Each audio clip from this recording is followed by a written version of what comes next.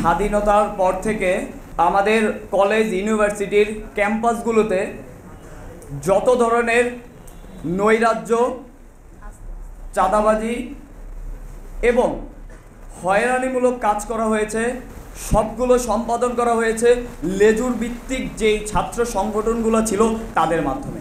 আমার এখানে দাবি হচ্ছে ক্যাম্পাসগুলো থেকে যদি এই লেজুর ভিত্তিক যেই ছাত্র সংগঠনের রাজনীতি আছে এই রাজনীতিগুলোকে যদি নিষিদ্ধ করা হয় তাহলে হয়তো এই ক্যাম্পাসগুলোতে স্বস্তি ফিরিয়ে আনা সম্ভব। আমরা তথাকথিত ভাই মুক্ত এবং দখলদার মুক্ত ক্যাম্পাস চাই। আমরা এমন একটি ক্যাম্পাস চাই যেখানে নারী শিক্ষার্থীরা স্বাচ্ছন্দ্যে পড়াশোনা করতে পারবে, যেখানে কোনো অভিভাবকরা যাতে এটা না বলতে পারে যে এই শিক্ষা প্রতিষ্ঠান আমার সন্তানের জন্য কল্যাণকর নয় কিংবা নারী বান্ধব নয়।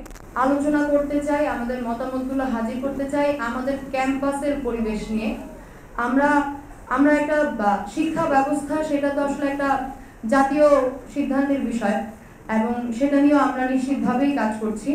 কিন্তু নারায়ণগঞ্জে আমরা যে ছাত্ররা অবস্থান করছি, পড়াশোনা করছি, কাজ করছি, আমাদের জীবনের সবচাইতে গুরুত্বপূর্ণ স্থান হচ্ছে আমাদের প্রতিষ্ঠান, আমাদের ক্যাম্পাস।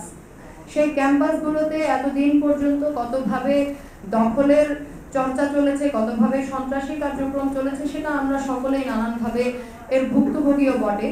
কিন্তু এখন এসে আমরা যখন বলছি যে আমরা একটা নতুন বাংলাদেশের যাত্রায় আছি এবং এই যাত্রার সবচেয়ে গুরুত্বপূর্ণ ভূমিকা পালন করেছে ছাত্ররা, সেই দিক থেকে আমরা আসলে আমাদের ক্যাম্পাসের পরিবেশটাও কিভাবে কেমন হওয়া উচিত সেটা নিয়ে আমরা আজকে আমাদের মত বিনিময় করতে চাই।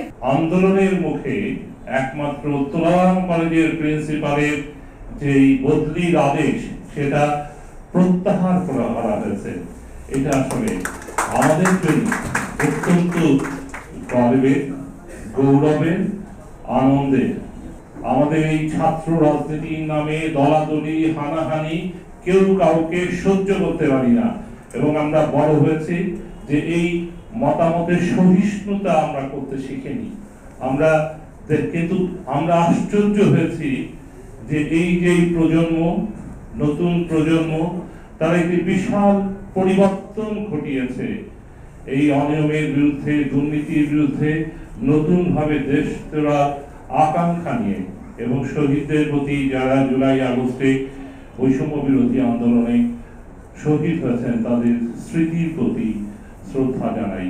আজকে এসে আমি অনুধাবন করছি যে আমাদের নতুন প্রজন্মের মধ্যে এই যে মত সহিষ্ণুতা, অন্যের মত গ্রহণ করার যেই প্রবৃত্তি, যেই প্রেরণা গড়ে উঠেছে সেটা আসলে অসাধারণ।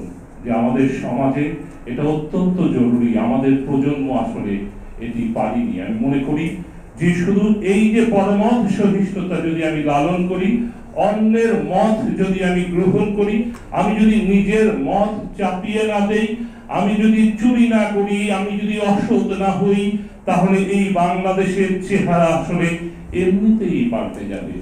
এখন আমাদের হাতে আমাদের সুযোগ আসছে।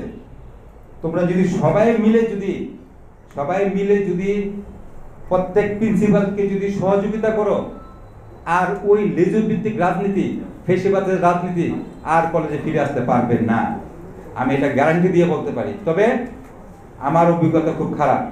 কতদিন আগে আমার কলেজে একটা পরীক্ষা ছিল, সবাই বলতেছে অটো পাস চাই। আমি বললাম যে ঠিক আছে, অটো পাস করে দেবো, পরীক্ষাটা দাও। এখন 95% ছেলে পরীক্ষার রুমে চলে গেছে, কিন্তু 5% ছেলের জন্য আমার পরীক্ষাটা পোস্টপোন হয়ে গেছে। ওই 5% ছেলে ওদেরকে বের করে নিয়ে আসছে রুম থেকে, যে যাতে তারা, তার মানে আমরা কাদের হাতে জিম্মি? আমরা তো এদের হাতে জিম্মি। এখন তোমরা সাধারণ ছাত্রছাত্রীরা যদি তোমরা যদি এগিয়ে না আসো, তবে আমাদের তো আজীবন তাদের হাতে জিম্মি থাকতে হবে। তোমরা কি চাও যে তোমরা জিম্মি থাকবে সারা জীবন? তোমরা আমাদের উপর চাপিয়ে দিতেছো যে স্যার ব্যবস্থা নিবে, আর আমি তো তোমাদের ছাড়া তো কোনো ব্যবস্থা নিতে পারবো না। তোমরা যদি আমার পিছনে থাকো তবেই তো আমি ব্যবস্থাটা নিতে পারবো। আমি আবার বলতেছি, সরকার, আমি যতদিন তুলারাম কলেজে থাকবো সেই আগের রাজনীতি আর আমি ফিরতে দিব না, যতদিন আমি তুলারাম কলেজে আছি।